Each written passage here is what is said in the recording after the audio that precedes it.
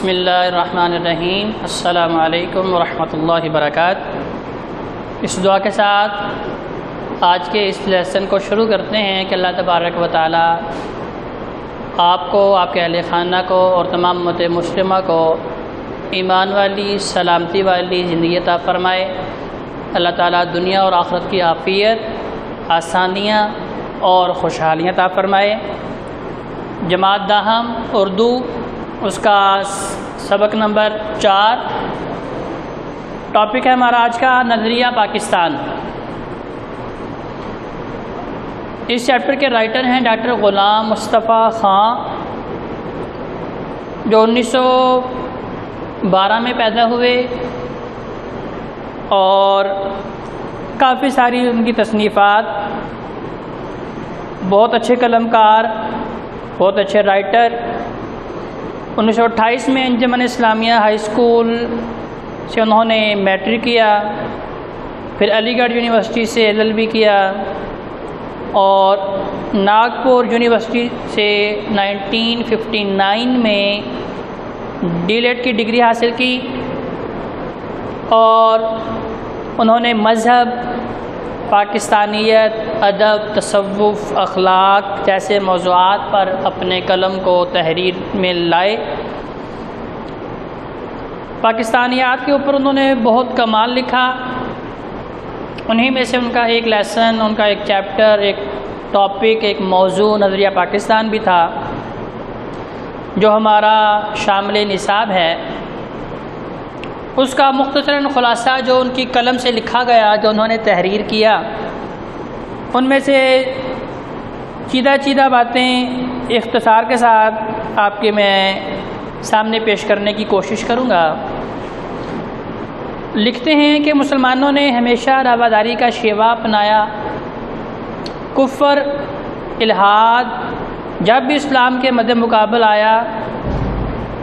تو مسلمانوں نے اللہ رب العزت کے فضل و کرم سے ڈٹ کے اس کا مقابلہ کیا، اور تاریخ گواہ ہے کہ کفر نے جب بھی غلبہ حاصل کرنے کی کوشش کی تو مسلمان مل کر اتحاد کے ساتھ اللہ کی توفیق اور اس کے فضل و کرم سے اس کے سامنے شیشہ پلائی دیوار بن کے کھڑے رہے۔ اور پاک و ہند میں جب مسلمان، ہندو انگریزوں کے ماتحت تھے، اور ہندو بھی مسلمانوں کو عزت و توقیر نہیں دیتے تھے، انہیں وہ مقام نہیں دیتے تھے جو بنیادی مقام اللہ رب العزت نے انسان کو اور مسلمان کو عطا فرمایا ہے۔ اور ہندوستان میں مسلمان اپنے بنیادی حقوق سے بھی محروم تھے۔ نہ ان کا کوئی تشخص تھا، نہ کوئی مقام تھا، نہ حیثیت تھی، اور نہ ہی انہیں کوئی جان و مال کا تحفظ تھا۔ تو بہت سی چھوٹی چھوٹی تحریکیں اٹھتی رہیں اس آواز پہ کہ مسلمانوں کے لیے ایک الگ ریاست ہونی چاہیے۔ علامہ اقبال رحمۃ اللہ علیہ نے پھر ایک خواب دیکھا، اور قائد اعظم محمد علی جناح رحمۃ اللہ علیہ نے ان کے ساتھ مل کر پھر ایک جد و جہد کی ایک کوشش کی۔ علامہ اقبال رحمۃ اللہ علیہ نے 1930 میں الہ آباد میں الگ وطن کا تصور قوم کے سامنے پیش کیا، اور دو قومی نظریے کی بنیاد پر الگ وطن کی کوشش جو ہے اس کا بیج ڈالا، اور مسلمانوں کو بتایا کہ ہم ہندوؤں کے ساتھ نہیں رہ سکتے، کیونکہ ہماری تہذیب الگ ہے، ہماری ثقافت الگ ہے، ہمارے رسم و رواج الگ ہیں، اور سب سے بڑی بات کہ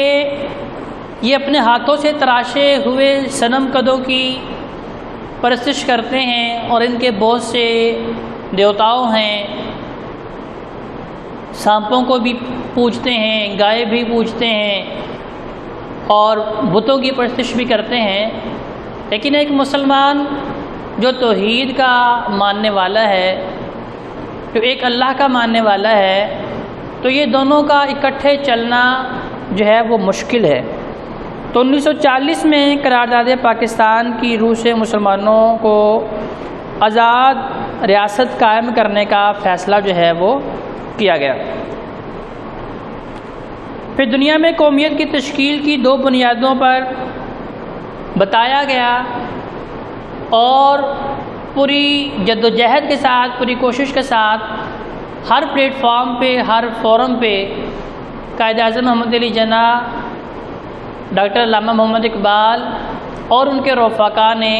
اس بات کو باور کروایا، احساس دلایا اور اس بات کی یقین دہانی کروائی کہ یہ 2 الگ الگ قومیں ہیں، 2 الگ الگ نظریات رکھنے والے لوگ ہیں، الگ الگ مذہب سے ان کا تعلق ہے، لہذا اگر یہ ساری زندگی بھی اکٹھے رہتے رہیں تو ان کی ذہنی اپروچ جو ہے وہ اکٹھی نہیں ہو سکتی، ان کی ذہنی سوچ جو ہے ان میں ہم آہنگی نہیں ہو سکتی، تو اتفاق اتحاد سے رہنا ان کا محال ہے۔ لہذا پھر خاندانی، نسلی، قبائلی، جغرافیائی، مذہبی، ان ساری چیزوں کو لوگوں کے سامنے بیان کیا گیا، اور پھر اس جد و جہد نے اللہ کے فضل و کرم سے جان پکڑی، اور 14 اگست 1947 کو دنیا کے نقشے پہ پھر ایک الگ اسلامی ریاست وقوع پذیر ہوئی، اور جس کی بنیاد لا الہ الا اللہ کے نام پہ رکھی گئی، اور اس خطے کا، اس وطن عزیز کا نام جو ہے وہ پھر پاکستان رکھا گیا۔ تو جی طلبہ، یہ چند ایک بنیادی نکات تھے جو ڈاکٹر غلام مصطفیٰ خان صاحب نے نظریہ پاکستان کے اندر تحریر کیے، اور وقت کی نزاکت کے تحت میں نے بھی کوشش کی کہ وہ بنیادی نکات، ان کی سوچ کو آپ کے سامنے رکھوں، اور یہ دعا بھی کرتا ہوں کہ ہمیں اس نظریے کو یاد بھی رکھنا ہے، اپنے بزرگان کی اور اپنے اسلاف کی، جنہوں نے لاکھوں قربانیوں کے بعد، لاکھوں جانیں اللہ کی راہ میں دینے کے بعد، اور ہماری لاکھوں ماؤں بہنوں کی عزتیں لٹنے کے بعد ہمیں جو یہ وطن لا الہ الا اللہ کے نام پہ ملا ہے، ہم اس کے اندر اسلامی نفاذ کی کوشش کریں اور اپنے اسلامی کلچر کو پروموٹ کرنے کی کوشش کریں، اسلام کو پہچاننے کی کوشش کریں۔ اللہ تبارک و تعالیٰ سے دعا ہے کہ اللہ ہمارے اس وطن عزیز کی حفاظت کرے اور اسے قیامت تک آباد اور شاداب رکھے۔ اللہ تبارک و تعالیٰ سے دن دگنی اور آج چوگنی ترقی دے۔ السلام علیکم ورحمۃ اللہ وبرکاتہ۔